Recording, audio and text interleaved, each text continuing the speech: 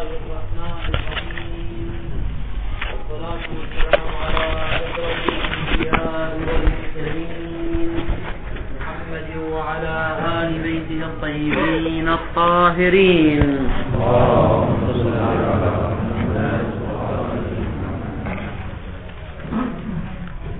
ما تقدم من كلام كان في بيان الجامع على القول بالصحيح، أما على القول بالأعم فهل يمكن تصوير الجامع بناء على القول بالأعم أو لا يمكن ذلك؟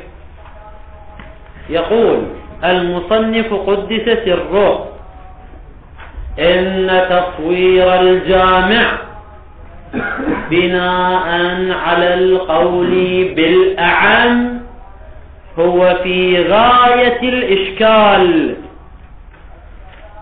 لأن الأعم أكثر أفرادا وسعة من الصحيح، لأنه يشمل الأفراد الصحيحة والأفراد الفاسدة، ولذلك إيجاد الجامع لجميع هذه الأفراد هو في غاية الإشكال.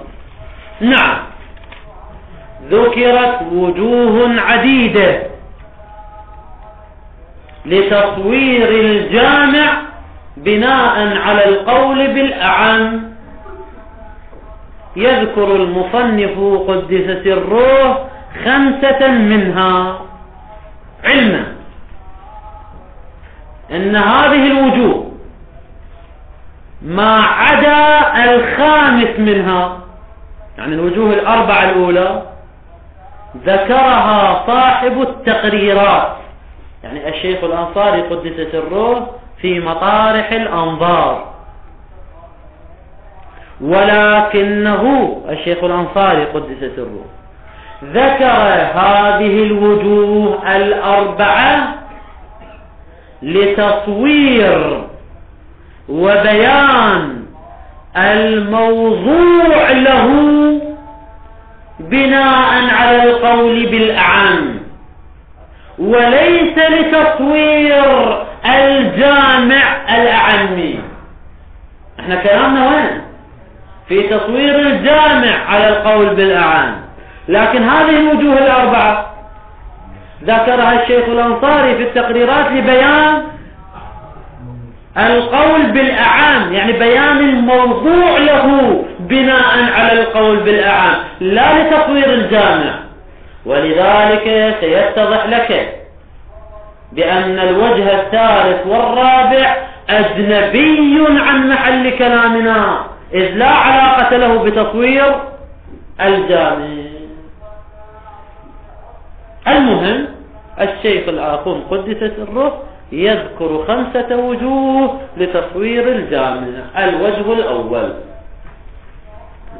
ما ذكره المحقق القمي قدس سره في القوانين، حيث قال: ألفاظ العبادات موضوعة لجملة من أجزائها المهمة، فلفظ الصلاة مثلا موضوع لمجموع الأركان، أركان الصلاة، والتسمية تدور مدار الأركان وجودا وعدما، فكلما وجدت الأركان 5 سمي الفعل صلاة، وكلما فقد ركن أو فقد أكثر من الأركان فهذا الفعل لا يسمى صلاة. فالتسمية تدور مدار وجود الأركان الخمسة. نعم، الصحة الشرعية وتحقق الامتثال يدور مدار سائر الأجزاء والشرائع. فالصلاة لا تكون صحيحة ولا يتحقق بها الامتثال إلا إذا كانت واجدة للأجزاء والشرائع الأخرى. لكن هذا الشرط علما. الشروط الأخرى التشهد والتسليم والطهارة والقبلة وإلى آخره هذه شروط صحة وشروط امتثال.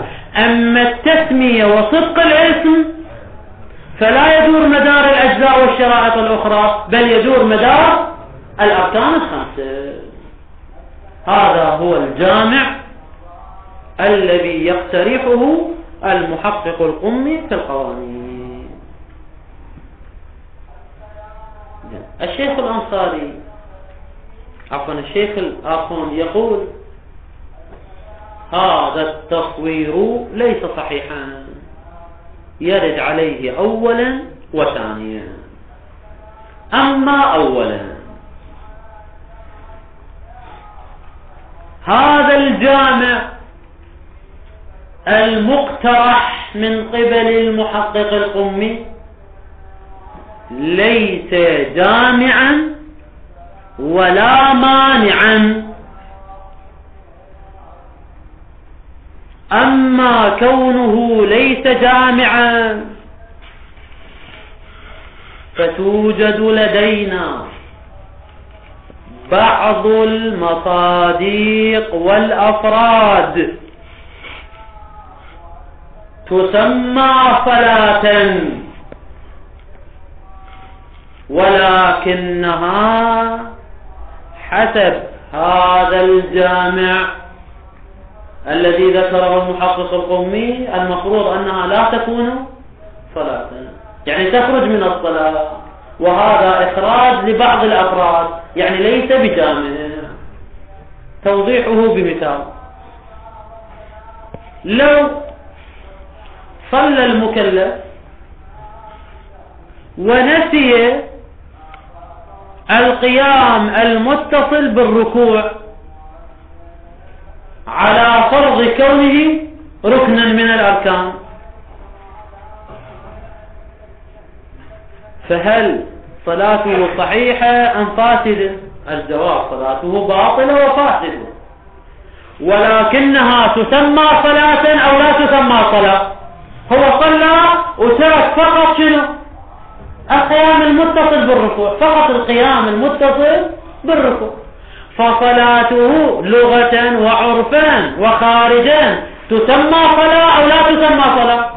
تسمى صلاة. غاية الأمر هي صلاة باطلة وفاسدة، لكنها تسمى صلاة. على القول بالأعم الصلاة الفاسدة صلاة، فتسمى صلاة.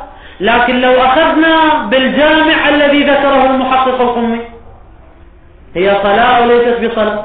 هي ليست بصلاة لأنها فقدت بعض الأركان. مثال آخر: صلاة الغريق التي قد تكون فاقدة بالركوع والسجود وكثير من الأركان، لكنها تسمى صلاة أو لا تسمى؟ تسمى صلاة. فحسب ضابطة المحقق القمي تكون صلاة أو لا تكون صلاة؟ لا تكون صلاة. إذن ما ذكره المحقق القمي ليس شاملا لجميع الأفراد التي تسمى صلاة، بل بعض الأفراد التي تسمى صلاة جزما وقطعا على القول بالأعم لا تكون داخلة في هذه الضابطة. فإذن هذا الجامع ليس جامعا، بعض الأفراد لا تكون مشمولة به. زين. وكذلك هو ليس مانعا. لأن بعض المصادق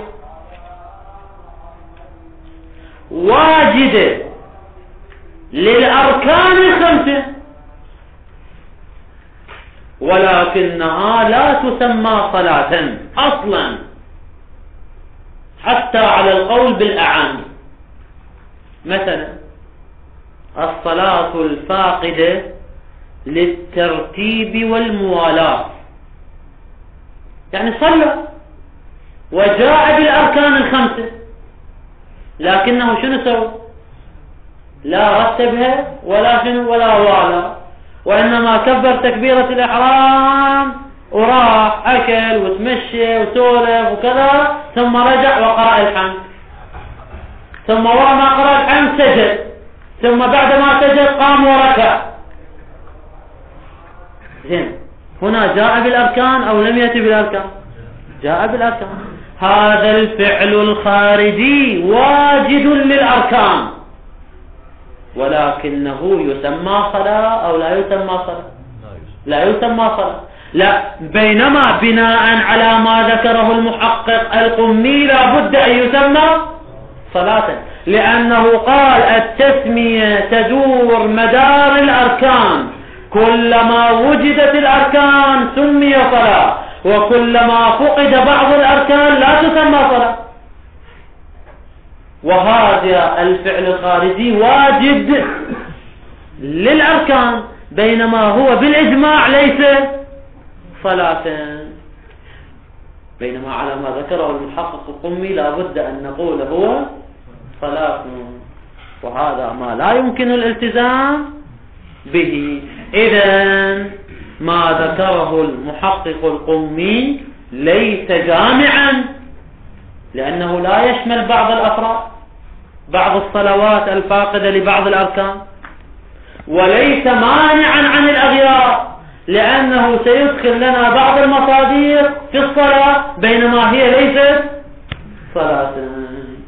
هذا الإشكال الأول، هذا واضح إن شاء الله. نقرأ هذا المقدار.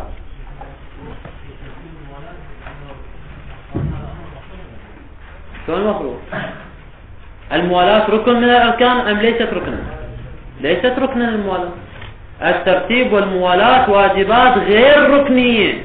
هو يقول التسمية تدور مدار الأركان، فالصلاة الفاقدة للترتيب والموالاة على قوله هي صلاة بينما هي حقيقة ليست صلاة، فيكون جامعه ليس مانعا. قال وأما على الأعم فتصوير الجامع في غاية الإشكال. لماذا؟ لأن الأفراد والحالات على الأعم أكثر بكثير من الأفراد والحالات على القول بالصحيح، لأنه يشمل الصحيح والفاسد. زين، فما قيل في تصويره، هاي فما قيل جواب وأما على الأعام فما قيل في تصويره أو يقال وجوه. قلنا كم وجه؟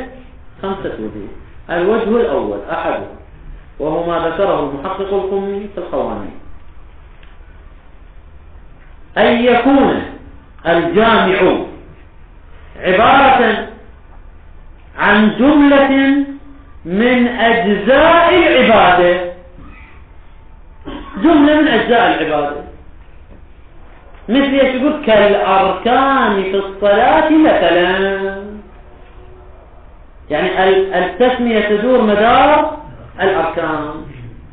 وكان الزائد عليها، يعني الزائد على الأركان من الأجزاء والشرائع معتبرا في المأمور به.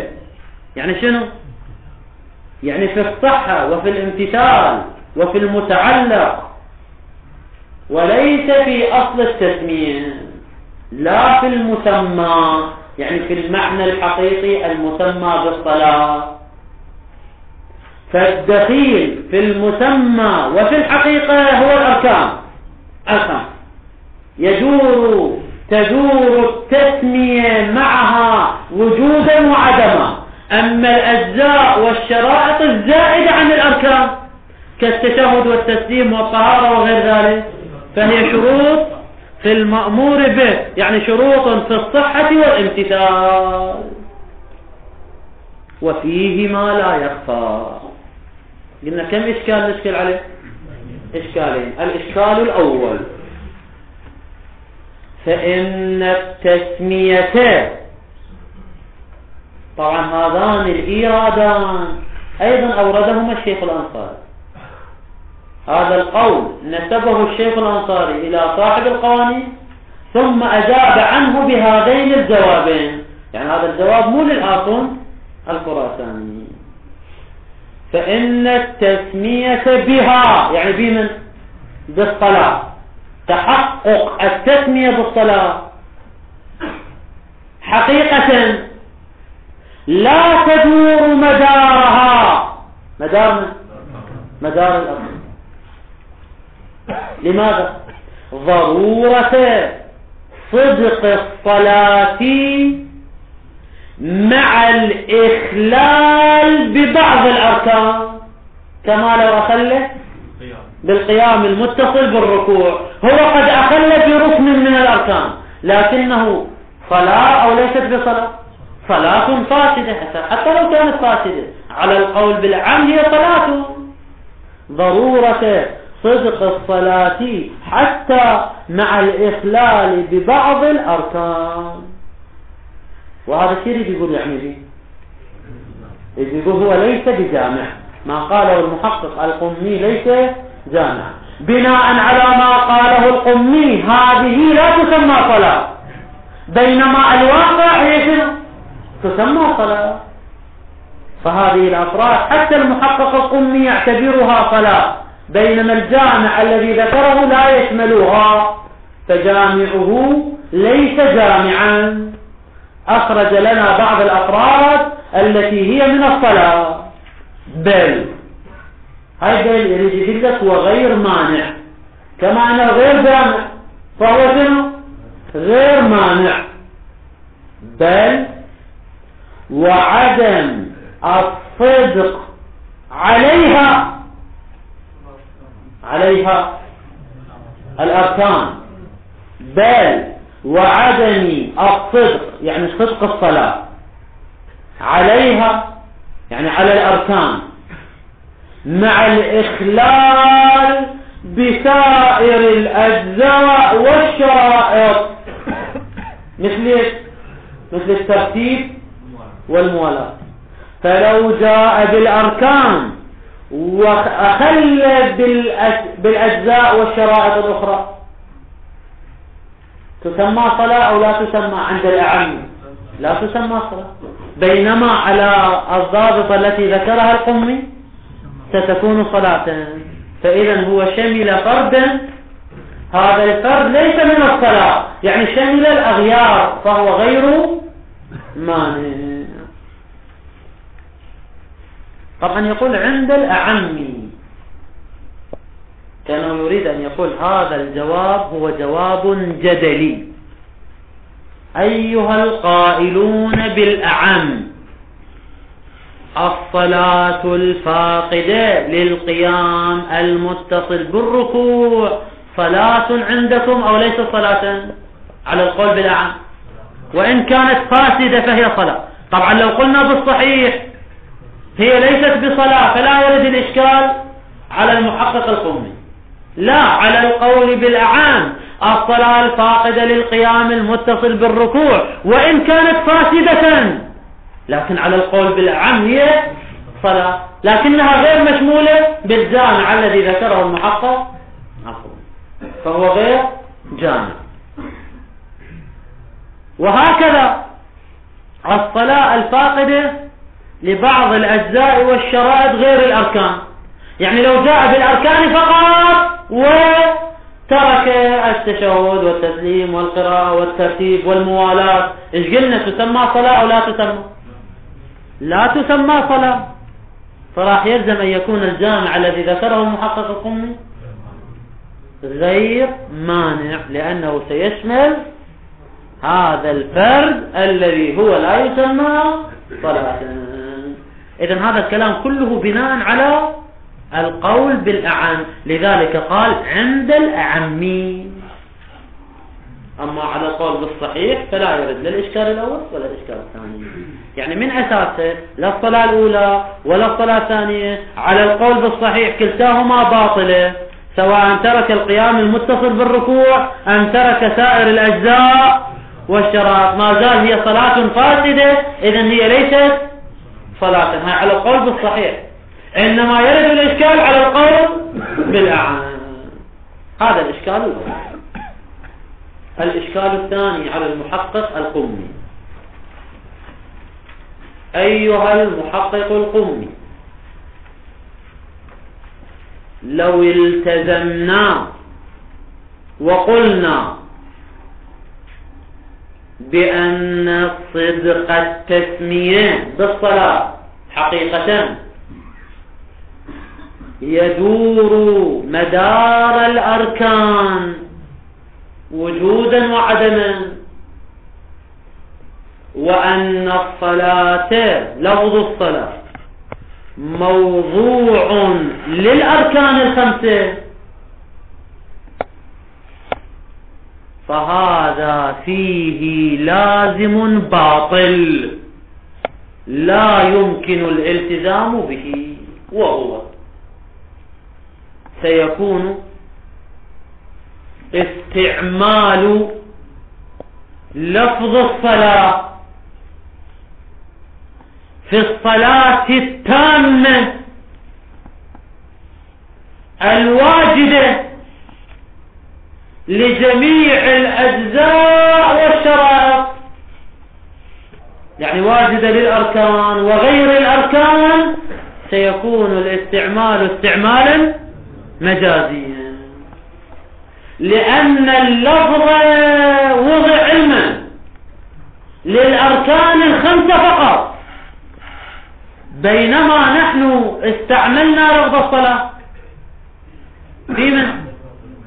في الأركان الخمسة والأجزاء والشرائط الأخرى، فيكون الاستعمال في الصلاة التامة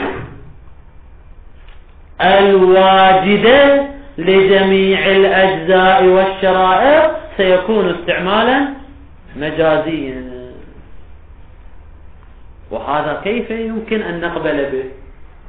الصلاة الواجدة للأركان فقط التي ليست فيها أجزاء ولا شرائط استسميها صلاة حقيقة، أما الأجزاء الكاملة التامة المضبوطة الصحيحة تكون صلاة مجازا.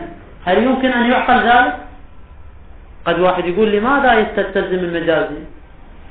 المجاز يحتاج إلى علاقة. ما هي علاقة المجازية هنا؟ الجواب هي علاقة الجزء والكل، لأن الأركان الخمسة التي وضع لها لفظ الصلاة هي جزء من الكل، اللي هو شنو الكل؟ الصلاة التامة بجميع أجزائها وشرائطها. جزءها هو الأركان، وجزءها الآخر التشهد والتسليم والموالاة والترتيب والطهارة ومكان المصلي والقبلة وغير ذلك. فالأركان الخمسة هي جزء من الصلاة التامة.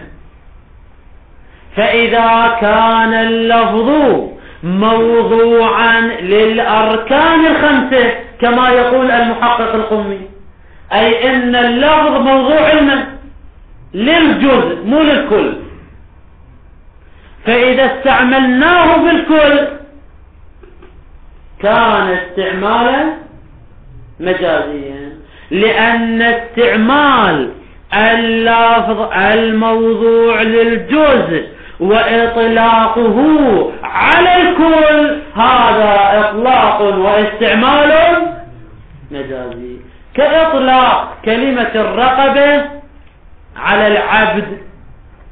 كلمة الرقبة علما موضوعة للجزء، وهو الرقم. فإذا أطلقناه على الكل هذا الإطلاق ايش راح يصير؟ راح يصير مجاز. هنا كذلك الصلاة التامة افترض تتكون من 15 جزءا، 5 منها أركان و10 أجزاء شنو؟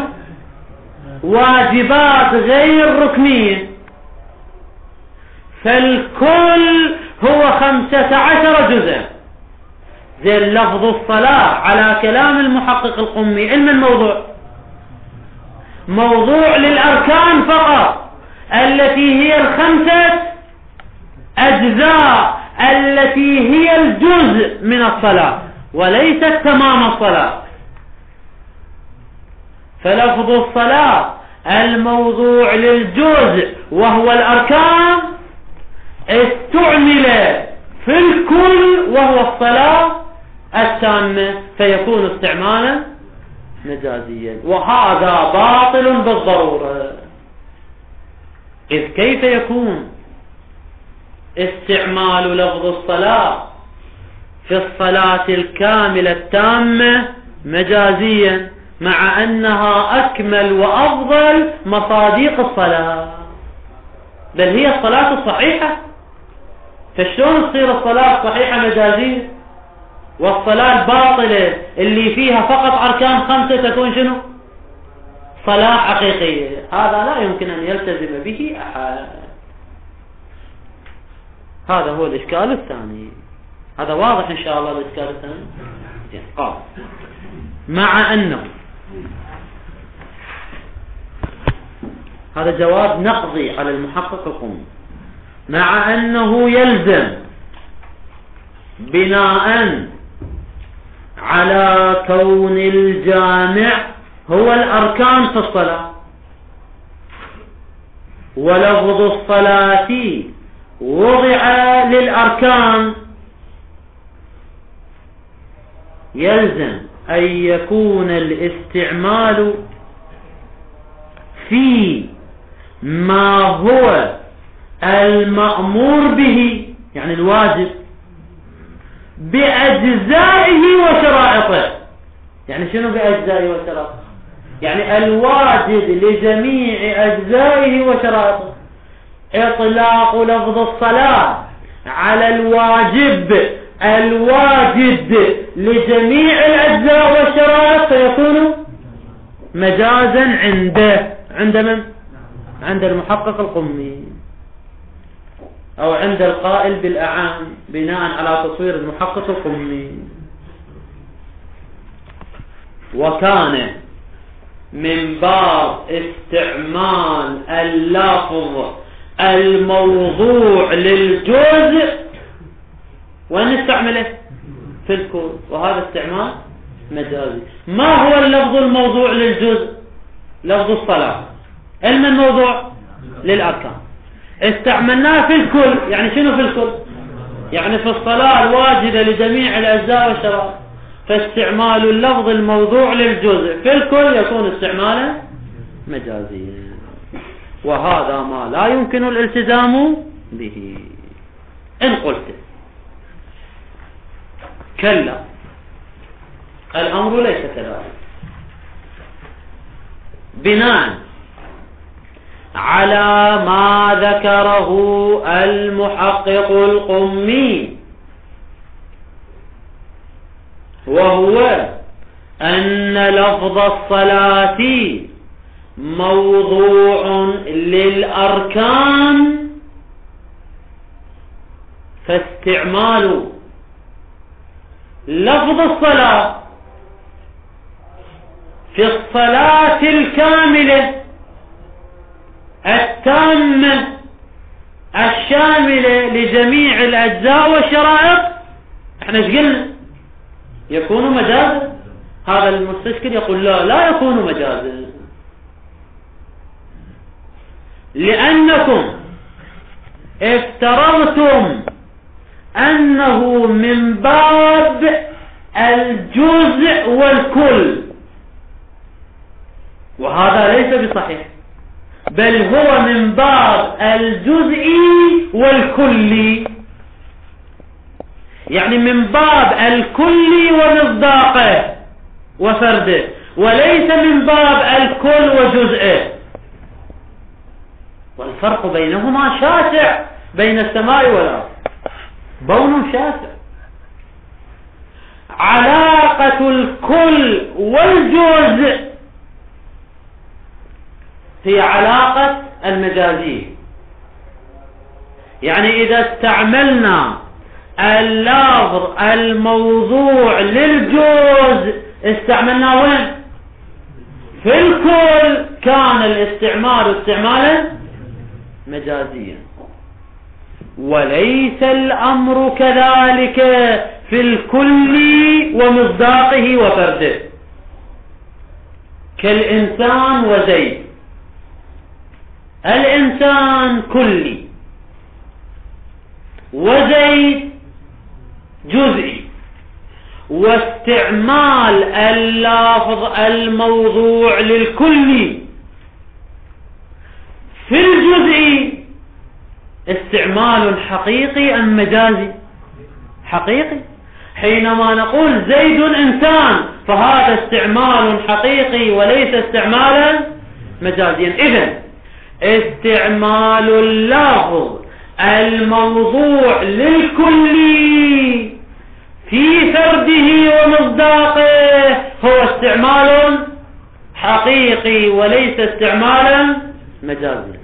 أما استعمال اللفظ الموضوع للجزء في الكل فهو استعمال مجازي. سؤال: موردنا من يانع؟ إن قلنا من الكل والجزء فهو استعمال مجازي، إن قلنا من الكل وفرده فهو استعمال حقيقي. المستشكل يقول وهو من النوع الثاني. يعني من يانع؟ من الكل وجزئيه ومصداقه، وليس من الكل وجزئه. زين، وإذا كان من الكل وفرده ومصداقه فهو استعمال حقيقي وليس استعمالا مجازيا. فهذا الإشكال الثاني ليس واردا علينا، كأن المحقق القمي يقول هذا الإشكال لا يرد علينا لأنه ليس من الكل والجزء حتى يكون استعمالا مجازيا، وإنما هو من الكل وفرده وهو استعمال حقيقي. سؤال: لماذا هو من الكل وفرده؟ يقول لأن لفظ الصلاة وضع لكلي الأركان، لكلي الواجب للأركان، وهذا كلي الواجب للأركان له مصادق خارجية، وواحد من مصادقه هو الصلاة التامة الواجدة لجميع الأجزاء والشرائط. فالصلاة التامة صارت مصداقا لذلك الجامع الكلي وهو كلي الأركان. وإذا صارت الصلاة التامة مصداقا فاللفظ الموضوع للجامع وهو الكلي يستعمل في الصلاة التامة التي هي المصداق، يستعمل استعمالا حقيقيا وليس مجازيا. والنتيجة هذا الإشكال الثاني وارد أو ليس واردا؟ ليس واردا، لأننا ماذا قلنا في الإشكال؟ يلزم أن يكون الاستعمال استعمالا مجازيا لأنها علاقة الجزء والكل. لا يلزم أن يكون استعمالا مجازيا، بل هو استعمال حقيقي لأنه علاقة الكل ومصداقه. إذن الإشكال الثاني ليس واردا، فلا يبقى لدينا إلا الإشكال الأول. قال: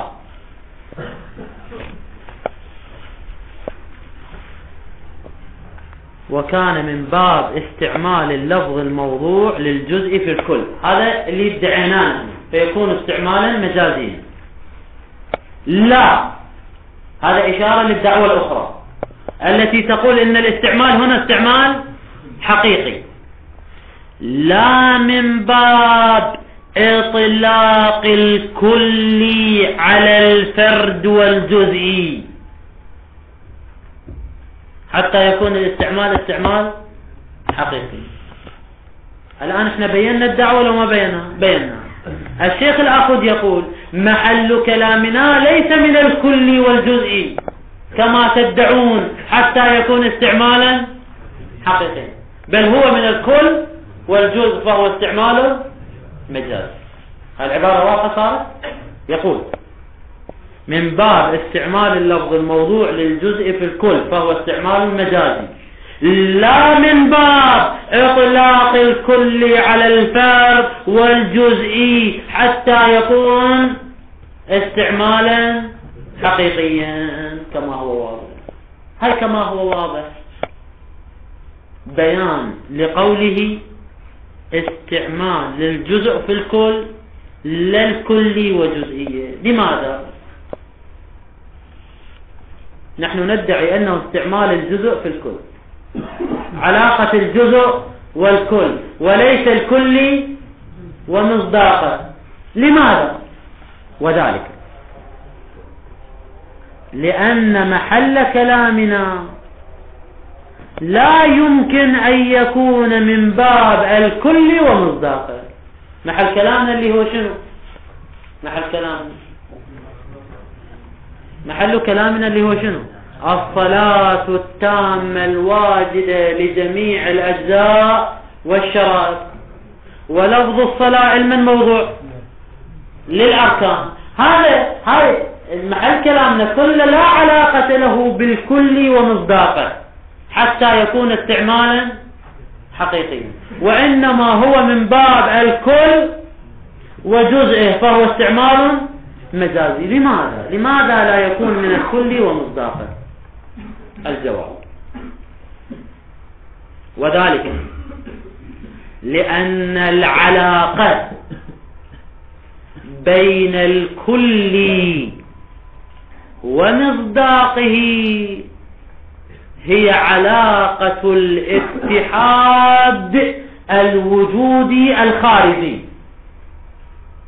الكل وهو الإنسان متحد مع المصداق وهو زيد في الوجود الخارجي، يعني يوجدان بوجود واحد بوجودين بوجود واحد. أصلا الكل لا وجود له إلا بوجود فرده ومصداقه، ولذلك يكون الاستعمال استعمالا حقيقيا، وليس الأمر كذلك فيما نحن فيه.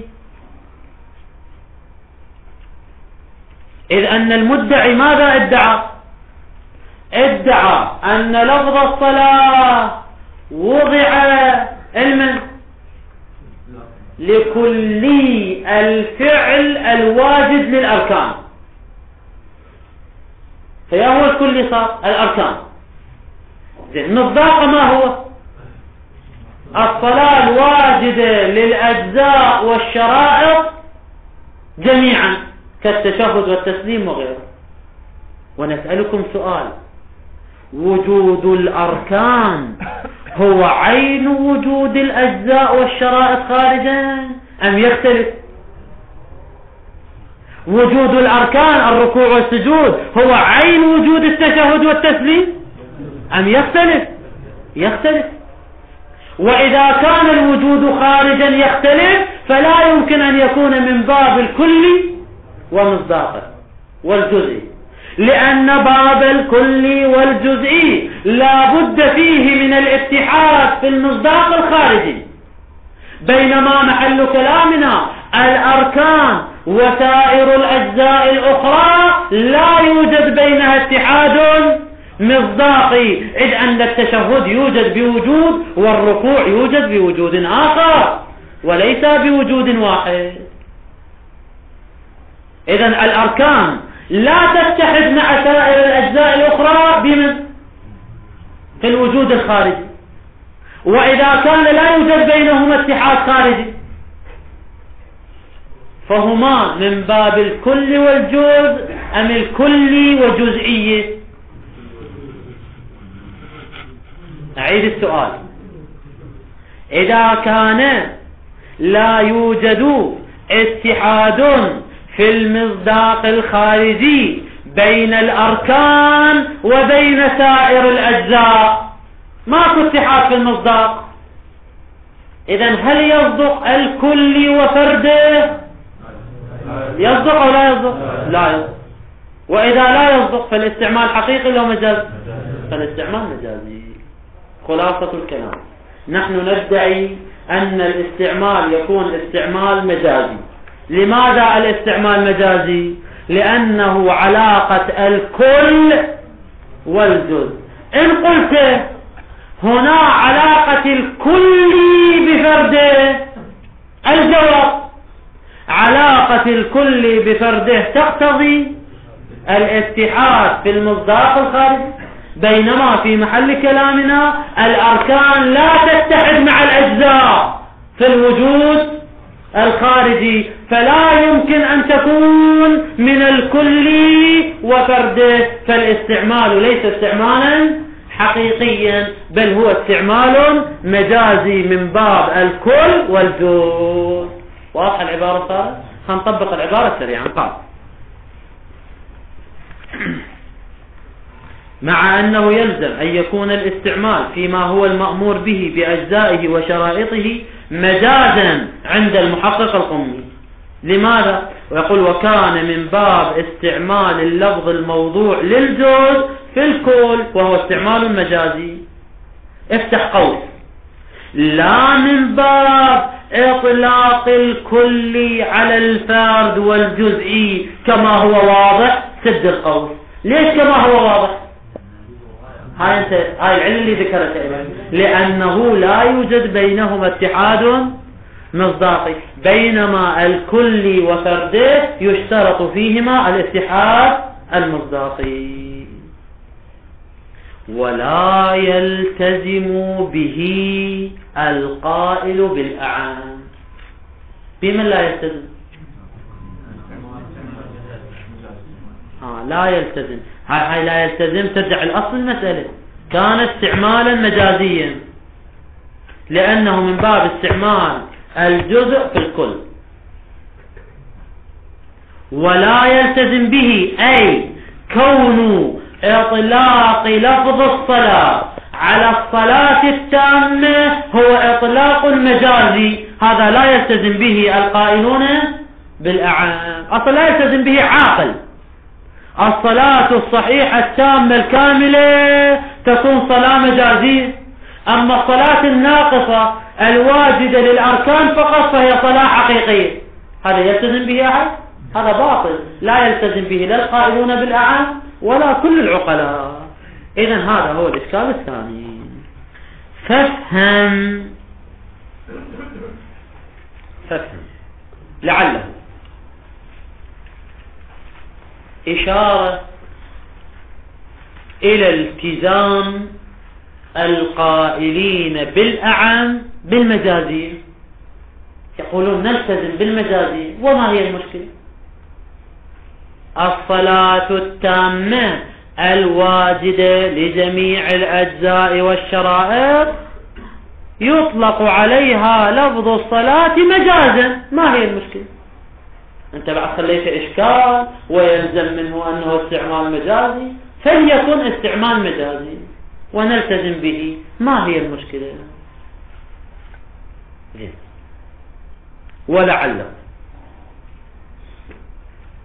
ولعله إشارة إلى إن المجازية هنا لا تتحقق،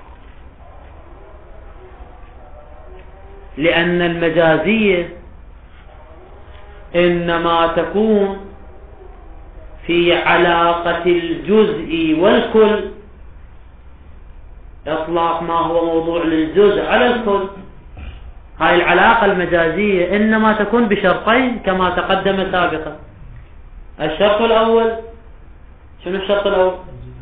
أن يكون الجزء أساسيا في الكل، بحيث لو انتفى الكل.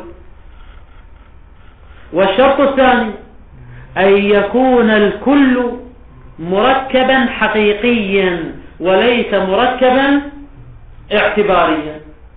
إذا تحقق كلا الشرطين صح إطلاق اللفظ الموضوع للجزء على الكل إطلاقا مجازيا، كما في إطلاق الرقبة على العبد، فالرقبة جزء مهم والعبد مركب حقيقي.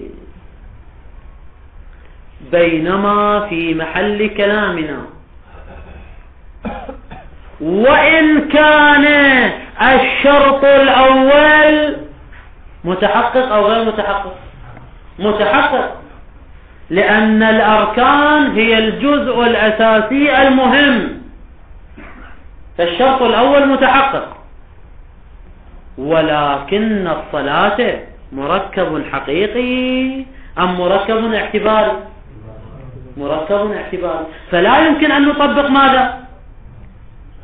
لا يمكن أن نطبق المجازية من باب إطلاق اللفظ الموضوع للجزء على الكل، لأنه يشترط أن يكون الاستعمال في المركب التام الذي هو مركب حقيقي، بينما الصلاة مركب اعتباري وليس مركبا حقيقيا. إذن لذلك يقول فهم. ولعله كل تفاسير لقوله فهم لحد الآن جد كم اثنين. أولا شنو أولا؟ أنه قد يلتزمون بالمجازي. ثانيا علاقة الكل والجزء لا تنطبق هنا لأنها في المركبات الحقيقية ليس في المركبات الاعتبارية. ثالثا قد يقال يمكن أن نلتزم بعلاقة الكل والفرد، ويمكن أن نلتزم بما قاله المحقق القمي ولا يرد علينا الإشكال، وذلك لأننا لو قلنا بأن لفظ الصلاة موضوع للأركان الخمسة بشرط لا، يعني بشرط عدم الزيادة وعدم النقصان، موضوع للأركان الخمسة بشرط لا من حيث الزيادة ومن حيث النقصان، سيلزم أن يكون الاستعمال في جميع الأجزاء والشرائط الزائدة يكون استعمالا مجازيا. ولكن الأمر ليس كذلك، بل ندعي أن لفظ الصلاة موضوع للأركان الخمسة بشرط لا من حيث النقيصة. الصلاة إذن موضوع للأركان الخمسة بشرط لا من حيث النقيصة، يعني إذا نقص ركن واحد لا تسمى صلاة، ولكنه لا بشرط من حيث الزيادة. فنقول الأركان الخمسة هي الجامع، لكن بشرط لا أو لا بشرط اثنين، بشرط لا من حيث النقيصة ولا بشرط من حيث الزيادة، ولا بشرط كما قالوا يجتمع مع 1000 شرط، يعني قد ما تضيف أجزاء وشروط أخرى فهذا لا يغور بمن بالله بشرط، فلا يكون استعمالا مجازيا، أو لا يكون من باب الكل والجزء الذي يؤدي إلى الاستعمال المجازي. لذلك يقول الآخر فهم.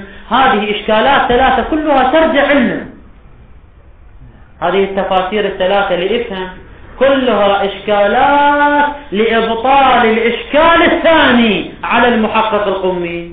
لحد الآن إذن الإشكال الثاني باطل، فلا يبقى لدينا على المحقق القمي إلا الإشكال الأول. أما إشكال المجازية فليس واردا على المحقق القمي بالبيانات الثلاثة التي ذكرناها. ثانيها ثاني الوجوه يأتي. والحمد لله رب العالمين، وصلى الله على محمد وآله الطاهرين.